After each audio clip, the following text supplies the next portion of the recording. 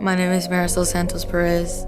I kind of remember school from preschool to 5th grade. It was good. I liked all my teachers. I was just the one that everybody wanted to be around with because I was so happy.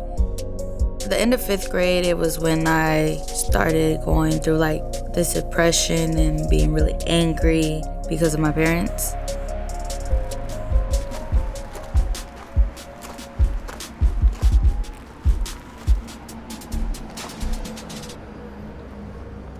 We seek to be understood, but not to understand. We're so quick to judge a book by its cover, but not recognize the flaws we have banned. See, I'm trying to understand because it feels like a picture with no color. I'm asking all these questions like, God, are you aware? Why do we live life with no love to share? 18 now, gone through some things back then. First it was Pops getting handcuffed in front of my eyes. Then it was my mom getting her face slammed on the wall by those people suited up in black with that word ICE on their back. And let me not forget when CPS took my youngest brother from me. Do you know how that feels? Gone forgotten, not knowing who's real. Started smoking in 6th grade just to forget this pain I feel. Had no other option but to ask if God was real. Poetry, it's a way I can communicate with others sometimes. I would always write about what's going on in my life. My dad was always in and out in jail when I was growing up. And then like my mom had to find ways to keep the money coming. When I seen my mom got arrested, I was really hurt. Nobody can take your mom's place. Nobody can. And all of a sudden she's gone. She was literally gone. You know, like if she would have been dead. That, to me.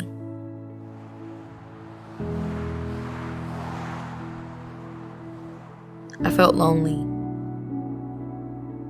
Because I wasn't really close to anybody. My mom is all I had. My brothers.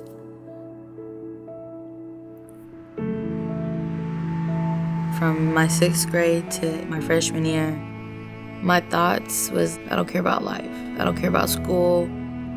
Didn't feel like the teachers cared. My thing was like, is God really real? Because if he was real and he loved us as people say he did, how come we're going through all this? I had a lot of suicidal thoughts. Back then it was to stay alive and try to move forward.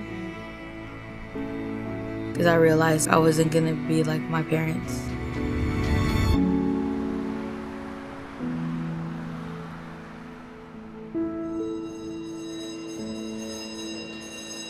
And my first day, it felt comfortable.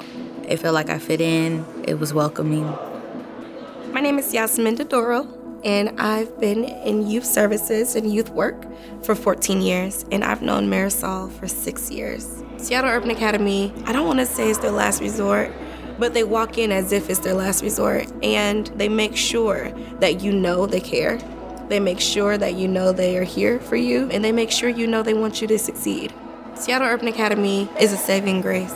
Her coming to my office saying, yes, look, I got my grades, like I got straight A's, brought tears to my eyes, because it's like that was the first time that she actually had straight A's, and it was at SUA.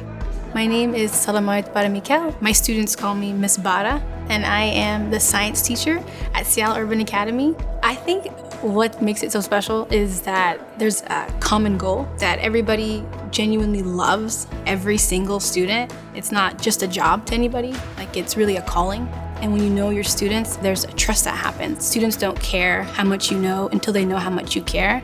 Here, what's so beautiful is I really get to know every single student. But if you know that someone is like not only cheering you on, but willing to challenge you and pose questions and have this time and space to do that, the possibilities are endless for what learning could look like.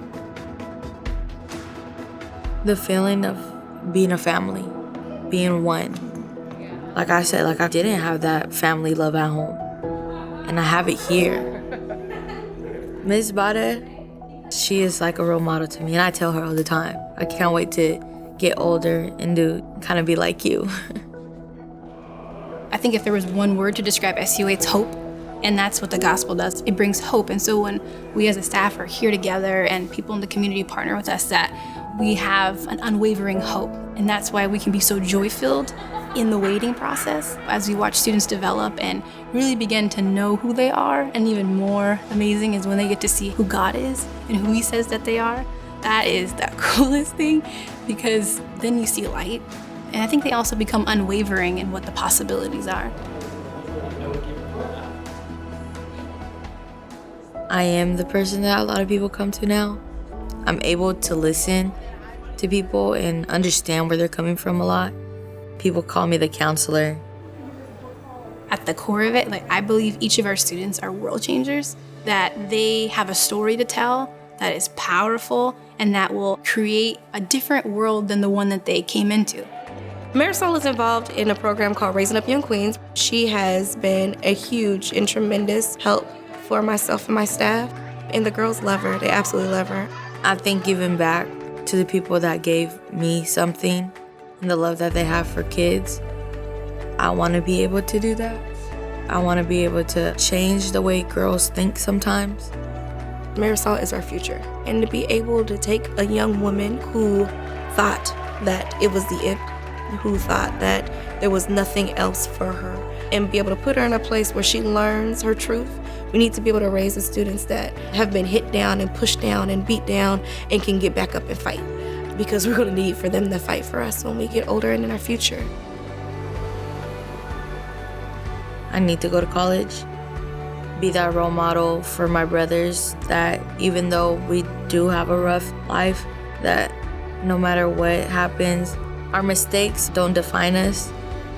There's two ways that you can see a situation or somebody or anything. It's that good and that bad. Life is good and bad. Without good, there will be no bad. But without bad, there won't be no good. All the obstacles that I've been through and the struggles that I've been through made me who I am today. Years have passed and now I'm healed. Goals so high I can't tell small-minded people. Thanks to the man above, cause I'm like a flying dove. No, I ain't saying life's picture perfect. You just gotta know you're worth it.